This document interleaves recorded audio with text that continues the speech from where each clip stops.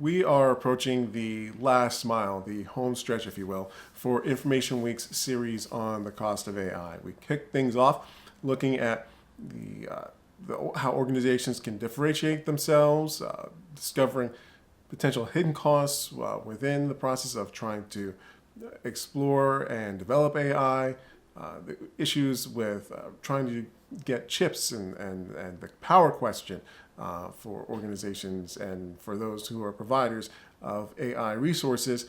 How can you go about managing all those things?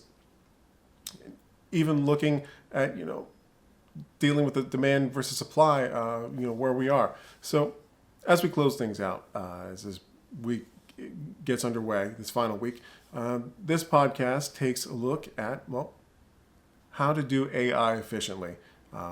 Given the ambitions that organizations have, they might want to look to what they think might be the greatest potential, provide them with the greatest potential for their AI plans, but the reality of their operations might dictate that some different ideas have to be considered, or some different options have to be considered, because you can't just give yourself carte blanche to run off and throw as much money as possible. I mean, some organizations can, but not every organization can throw as much money as possible at the problem of developing AI or making use of AI to the extent that they'd like. So what follows is an episode of the Das Phone Hunt podcast where the panelists discuss how can we adopt and deliver AI efficiently.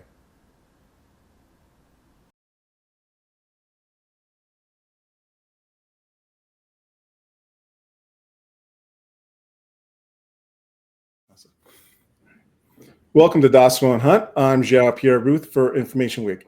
And in this podcast, to kind of help to be a part of the closing out week for Information Week's Cost of AI series, we're going to take a look at how can we adopt and deliver AI efficiently. We're trying to look at what mindsets that enterprises might need to adopt in order to make AI happen without breaking the bank or just kind of breaking their operations, and also to try and see tangible results.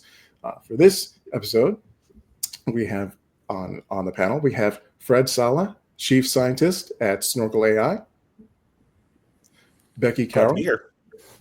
Becky Carroll, Partner, IBM Consulting Global WAWS, Strategic Partnership Lead for Data and AI.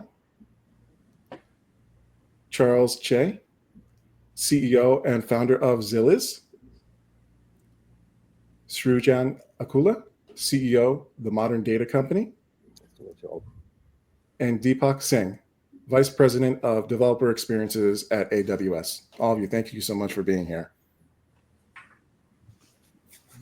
Okay. All right. So, this is kind of like getting down to the nitty gritty.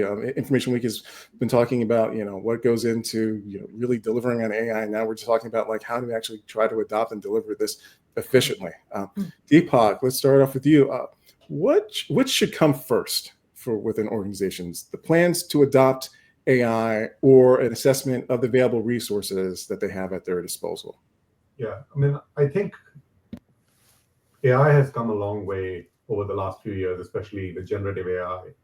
And we are at a point where if a company goes through this, do I have the resources to even get into this space? They will likely regret it later.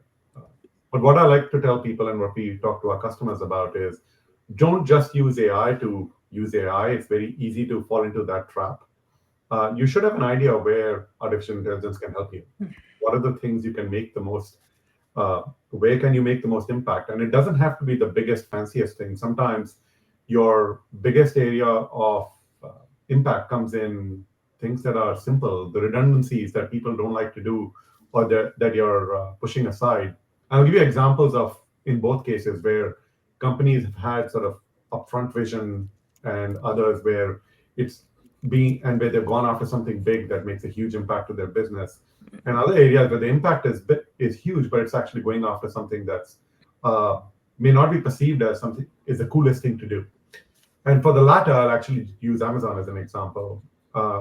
We have to go through Java upgrades often. Like you have old versions of Java and you have to upgrade them to new versions. And we've done it many times, and it's a pain.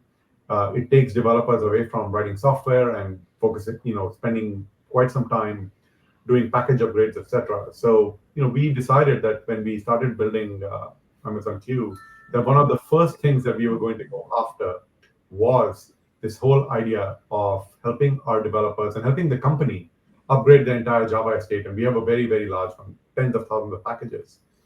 And Andy Jassy's talked about it in our earnings call, over a few months, actually faster than we expected, we were able to upgrade over 30,000 applications from one version of Java to the other with a very small team. This team was doing all the upgrades and sending code review requests to the teams that owned the packages. And our estimate was that we were able to save about 4,500 years of developer time and about $260 million in ARR because of the capital expense savings that come from a faster, more efficient version of Java. But my favorite part of this was that 79% of those code reviews were accepted without change. So the teams that own those packages, most of the time didn't have to do anything. They were just accepting it as is. So I think that is an example of what might be perceived as mundane, but has massive impact to a company. And in general, at least at Amazon, one of the first things we've done as part of how should we look at AI, while we're going after things that may have a huge impact to us over several years, the big fancy things that make people go, oh, wow. We started off with what are the areas where we can make an impact to our day-to-day lives. And those tend to be sometimes on the face of it, simple things. And we've seen the impact that can happen. On the flip side, on sort of more ambitious, what might be perceived as more ambitious, you have companies like Syngenta, which is a agro-science company that work with our Gen AI Innovation Center and use Bedrock to build these agents that match seeds to farmers' needs. So they literally have an agent that does that, but that's a big part of their business. It fundamentally changes how they operate. So, but again, they didn't start at random. They thought about it. They figured that this was an area they were going to invest in. They came to us for help, and we worked with them to make it happen. At the same time, I do like to say that AI is at a point where some of the best ideas come from deep down in your organization. So making AI tools available to your broader your broader employee base is really important because you have no idea where these ideas might come from. And then you can decide out of the many ideas that are surfacing, which ones make the most impact. But the thing that I would definitely not do is say, let's figure out how much AI we can do, because you'll run into trouble and regret it really quickly. Gotcha. Thank you very much for that, Deepak. Becky, how should companies structure their AI strategies in order to deliver positive ROI? And how should their short-term and long-term plans be mapped out? Yeah, that's a great question. Everyone's looking this year to figure out how to deliver positive ROI because we're coming off this year of massive experimentation, year plus of massive experimentation. And, a lot of enterprises wanted to move fast. So they kind of threw people and money at AI and Gen AI to see what might stick, a little like throwing spaghetti at a wall. And as we're aware of, a lot of these experiments didn't work the way it was hoped they would, due to either poor data going into the experiment or unclear business value for the project. So if I think about kind of short and long term and how we should structure AI strategies, what we do with our clients and in partnership with AWS, which is the part that I'm working with at IBM Consulting, is kind of this crawl, walk, run approach. I'm building on top of what Deepak was saying. Crawl is where you already know there's a business value of that use case. You see it clearly. So it's a great one to apply AI or Gen AI to, right?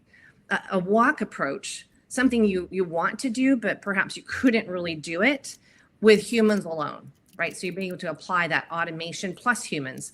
For example, claims processing. And we have one client who's had been processing millions and millions of claims, a government client, and had not been able to figure out how to be more efficient, get better ROI in that process.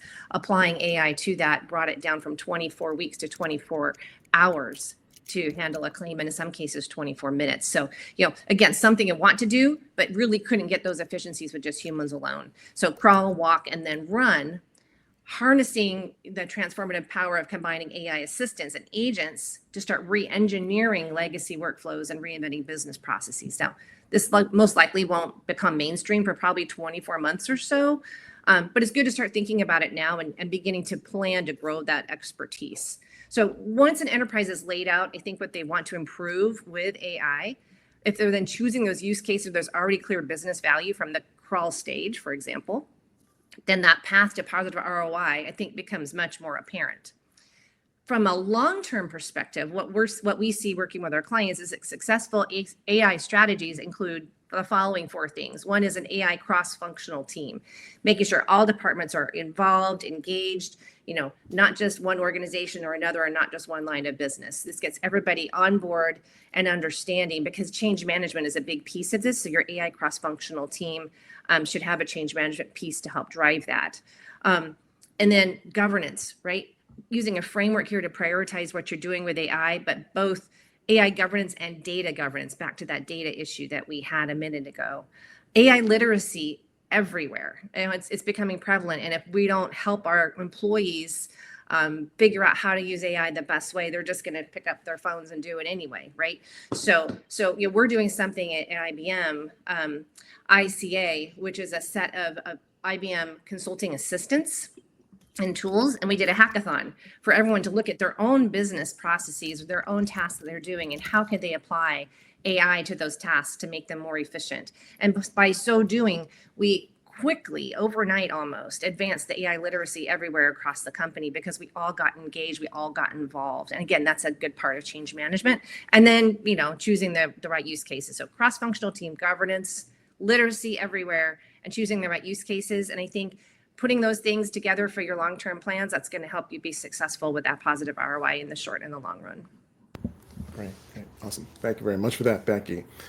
Fred, what can companies do to stay on budget when pursuing AI? How can they determine a rational budget for the scope of their plans? And what happens if they realize that they cannot achieve their goals within that budget?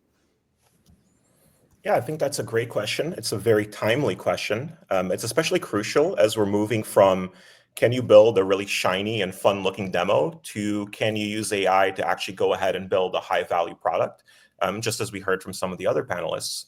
And I think it's a two-part question, really. I think the first thing that organizations have to do is to really be able to accurately project what the actual cost of an AI product is really going to be.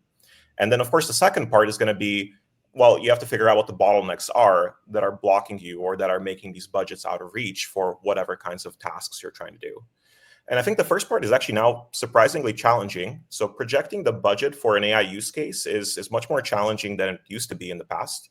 I think if you look back 5 or 10 years, a lot of the way that AI was really used at the time was something like a local model being trained on local data, typically something relatively small, very manageable, and also very predictable in terms of the costs of building that solution, maintaining it, deploying it, and so forth.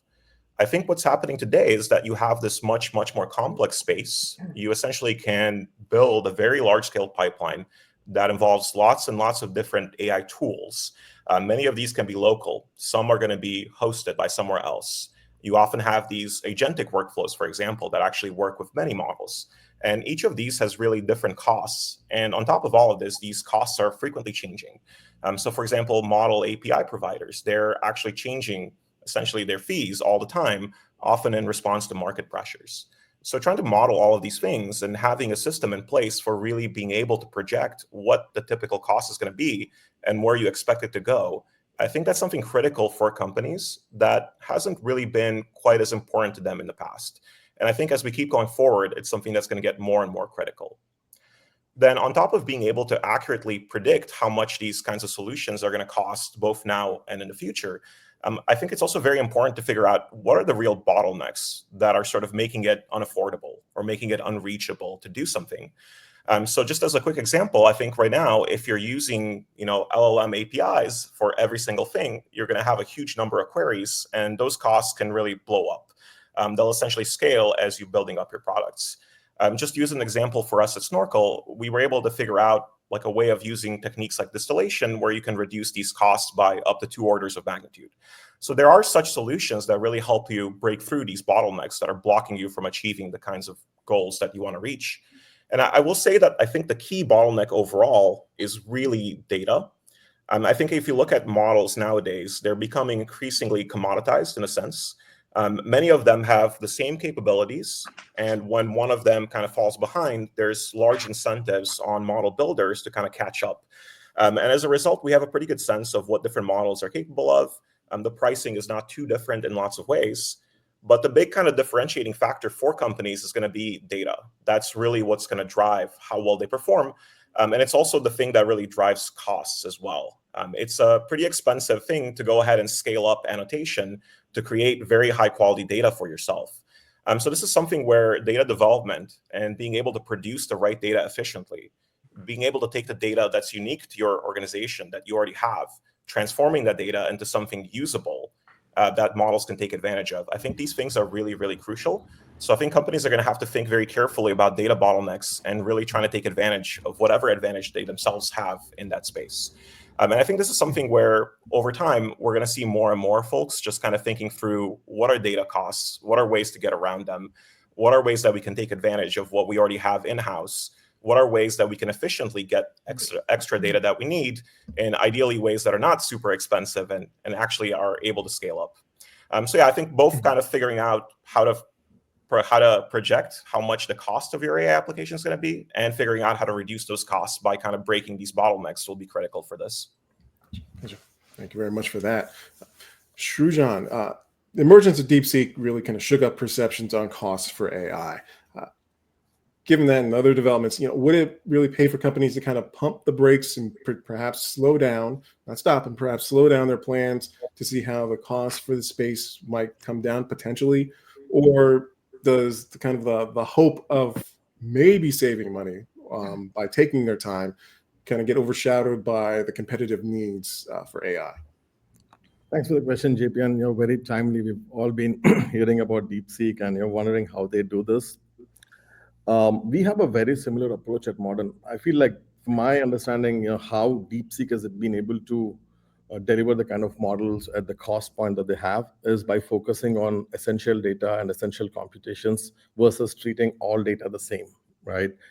I think organizations, especially when it comes to data management, like everyone has said here, the AI ROI depends on the data more than the actual model itself. And how do you prepare? How do you smartly manage the data? So our approach, since we started the company, has been start with defining what is the business intent, what are you trying to do, what sort of models or what sort of use cases are you trying to deliver, and then be smart, be intelligent about only the data that needs to get processed. And the way to do this, you've probably all heard about the emergence of data products as a category that kind of makes this data into a business-ready asset with compliance, trust, governance, quality, SLOs, all guaranteed, all taken care of in this one singular construct. And then if you have enough understanding of your existing data, the metadata around the data, you can be smart about what data needs to be processed. And this is allowing us to deliver these kind of Gen AI capabilities to our customers 90% faster.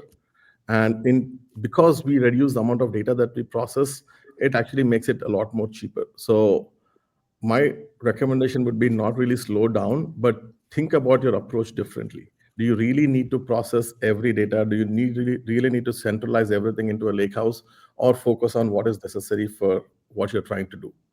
And this approach, we encourage our customers to start small with a few essential data products, figure out how that kind of an approach scales some of your initial AI use cases, and then mature that framework so you have an enterprise-wide lifecycle management of these kind of data products.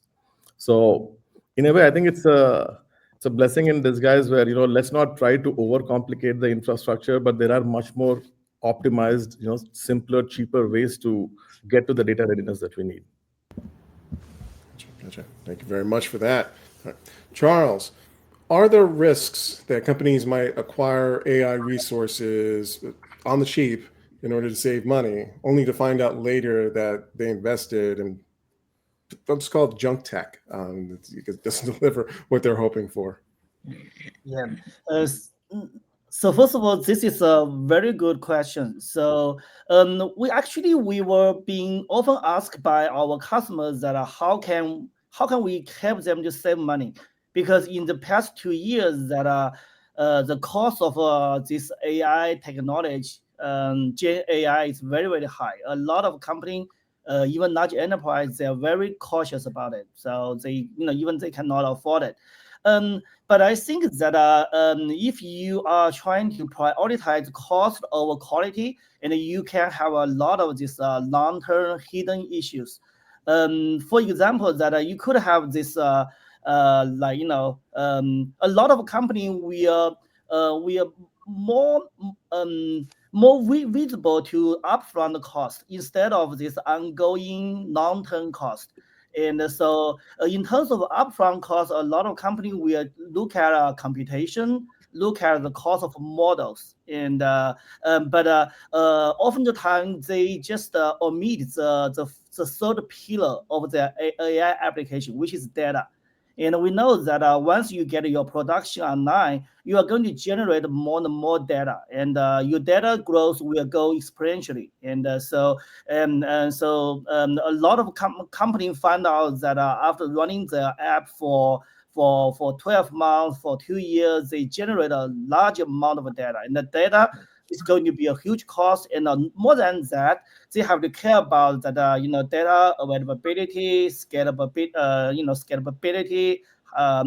high efficiency, and even data security, data compliance, and also the other thing that a lot of companies may trapped by shitty technologies that are compliance and the data security, and because in this AI world that most likely that you are giving out a lot of this proprietary information to build your AI application. So you are giving out your enterprise documents.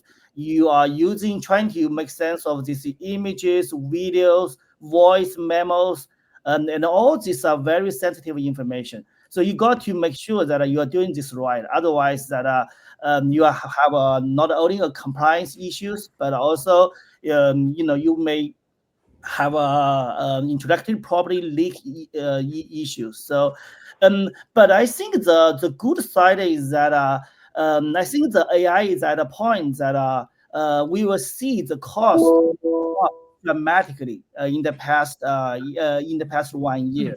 And so probably like a cost will be less and less concern for most of the company. And also I think that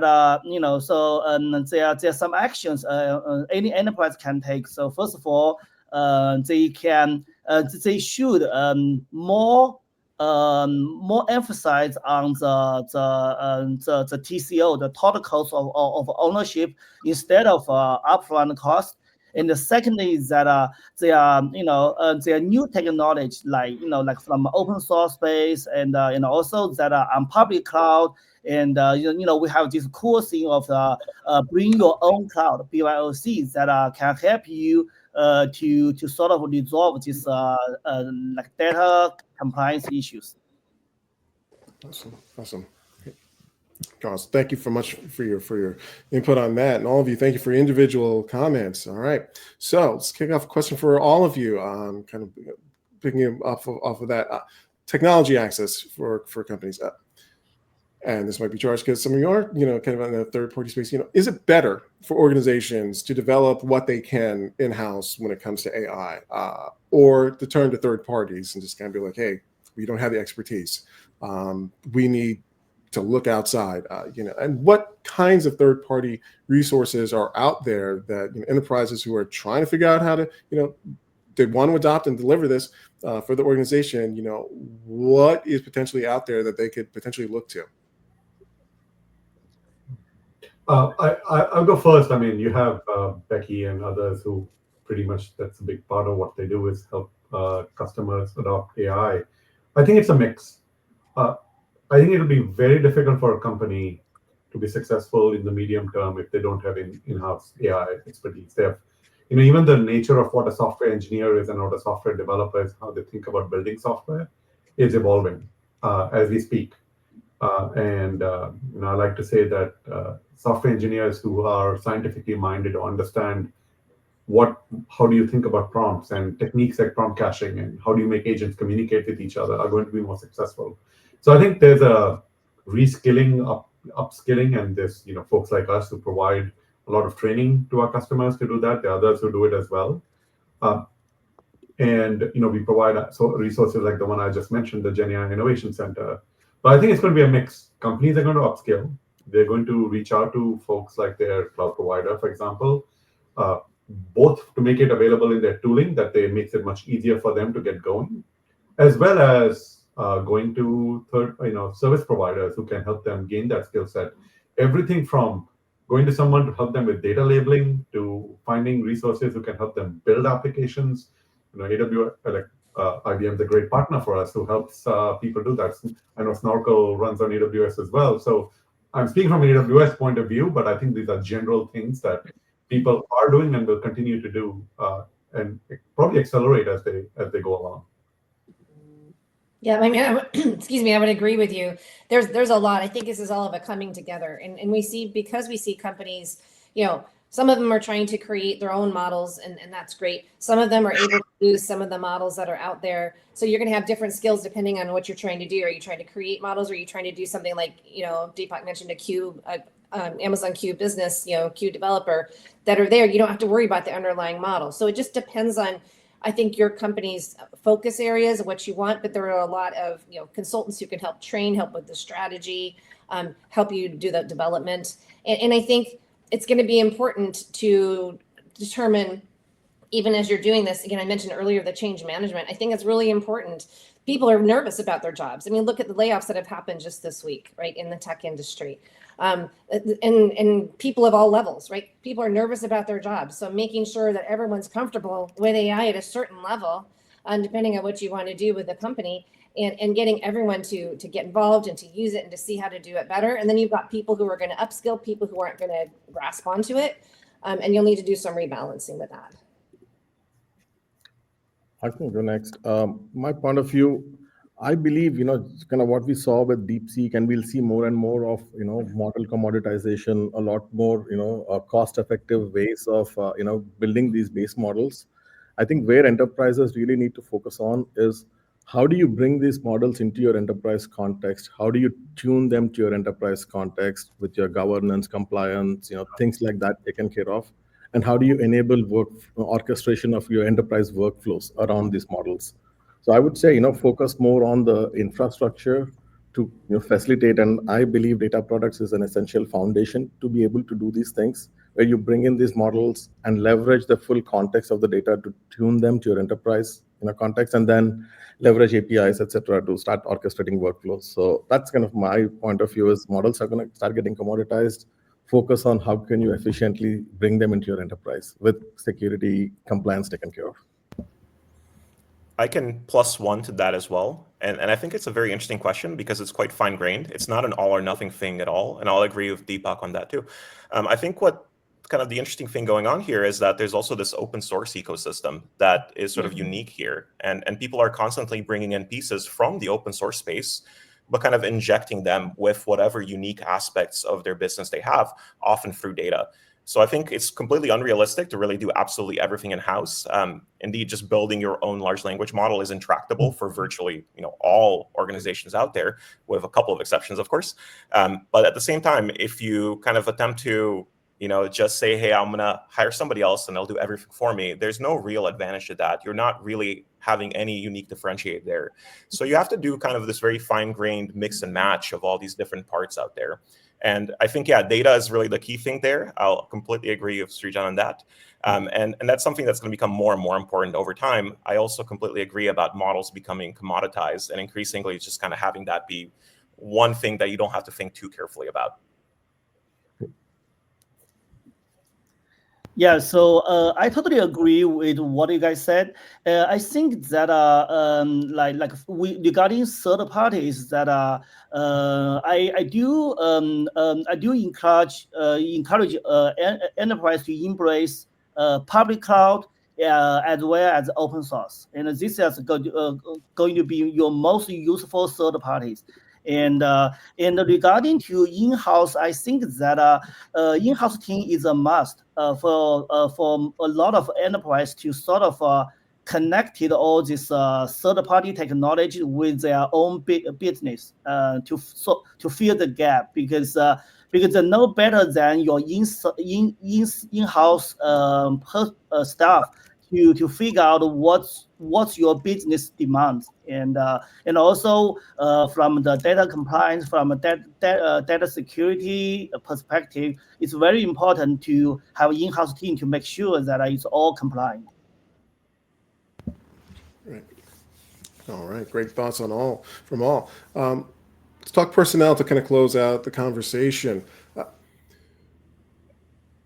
There is this, ambition, this need that companies have to want to, perhaps chase like the rock stars, the AI gurus, or whatever monikers that they want to, assign the folks that they're hoping are going to go and really kind of lead the way for them on AI. So the question is, should companies continue this, hiring race, competitive, hiring to find those, from their perception, the top tier AI professionals, or are there alternatives to hunting for hires who, strictly only have, strictly looking at hires who have advanced degrees in AI? What about retraining existing staff or looking to potential hires who have practical experience and skills in the space, but might not have specifically, they might have, like some kind of boot camp or special training, but they might not have specifically advanced degrees like doctorates in AI. What are your thoughts on the personnel equation here? I mean, I have two thoughts. Go ahead, sorry. please. No, I was go just ahead. gonna say I have two thoughts. One is obviously, looking at your existing employees and leveraging who you can and what you have, and understand. Some people don't understand what they have. There are people hiding sometimes in pockets of organizations that are brilliant and doing something they're not always talking about themselves. So I think certifications are a good way to look inside and see what you've got and what type of certifications you have across AI, ML. Over the last couple of years, I mean, you look at a company like IBM, we've been doing AI for a really long time, as has AWS and some of your other organizations, right? So this isn't something new. We've got the people that are here.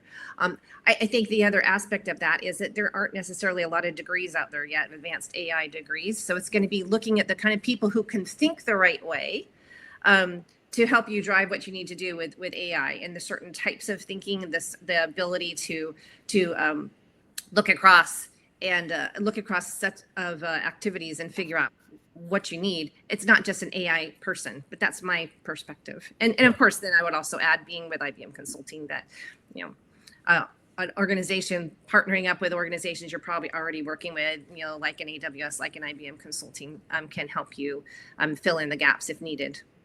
Yeah, I mean, where I was going to go with this is, again, AI is not one thing. It changes a lot. 2 years ago, everyone wanted people who knew how to build models, and now everybody wants to build agents.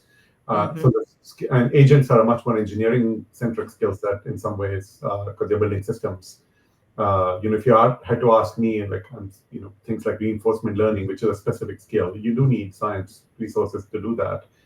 But I like telling this story. One of my favorite things that happened in my team, and I didn't even know about it till it sort of crept up, was one of the engineers on our team wanted to teach himself prompt engineering. This was 2 years ago, and they built an app.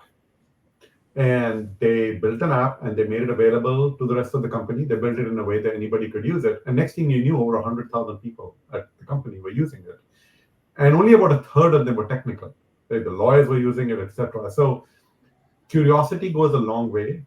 Some of these things are just require basic foundations in understanding the technology. You don't even have to necessarily have an advanced degree in math. In this case, the person did, but what they did it was following their curiosity, learning, and what they ended up doing had a huge impact to the company in many, many ways. It's resulted in 2 or 3 AWS products. It's been internal tools came out of it.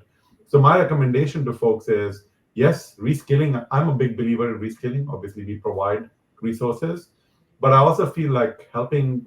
This is an amazingly, as you can tell, I've drank the Kool-Aid a few years ago, but I'm a big believer in what AI can help you do across many, many dimensions. Everything from day-to-day, help me be more efficient, to help me build fancier and bigger software.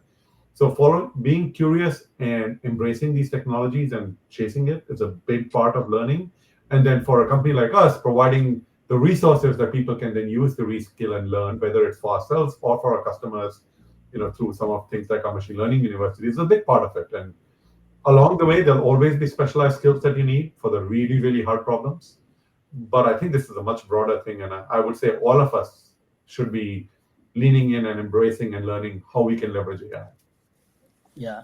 So yeah, I can also see that in the past 10 years that democratization in AI really happens. It's not It's not only democratization in technology, but also democratization in AI talents. So like 5, 10 years ago, you need a PhD and a master's degree in computer science to build a AI application. But nowadays, we saw more and more web developers, product managers, even that people have no experience to writing code, to use this AI code copilot to write exceptional AI applications. And I think the trend will continue. So I wonder what about the AI talent, because in the next 5 years, everyone could be your own AI expert. I'll agree that AI is becoming increasingly accessible, and I think that's a really wonderful thing. Kind of returning to like the start of the question, I think you'd like to hire an AI superstar in general if you're looking for a research breakthrough.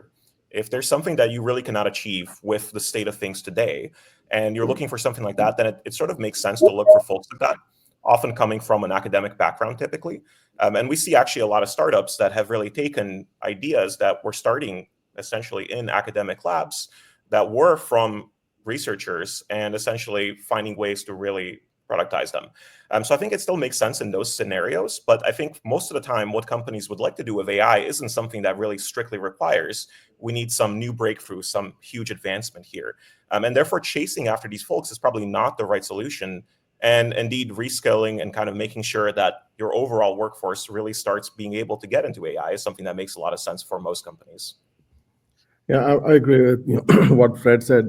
So my point of view is we should be looking at all of these things from a business lens rather than a technology lens first. I see in a lot of organizations, because of the lack of clarity on the business outcome, sometimes we overcomplicate the technology side of things. So, and if we believe the commoditization of AI models, get them becoming cheaper, to what Fred said, it's more important to have the skills that know how to take this and apply it to your internal workflows and how to drive your business efficiency. And there is this new persona, like a data product manager, that a lot of companies are now looking at, that could be that bridge, to take the technology and figure out how to apply it, to your business context. So I feel, we should, if we have more clarity on what we are trying to do, we can be a lot more smarter in what technology and what skills we'll need to execute that. Right. Well, I think you all hopefully have given our audience some more clarity on, their plans going forward. Listen, it's the time we have. Deepak, Charles, Becky, Srujan, Fred, thank you so much for coming on the show today. I appreciate it. Thank you for having us. Thank you. You can find the DOS Won't Hunt podcast on Podbean, Spotify, and other popular podcast platforms.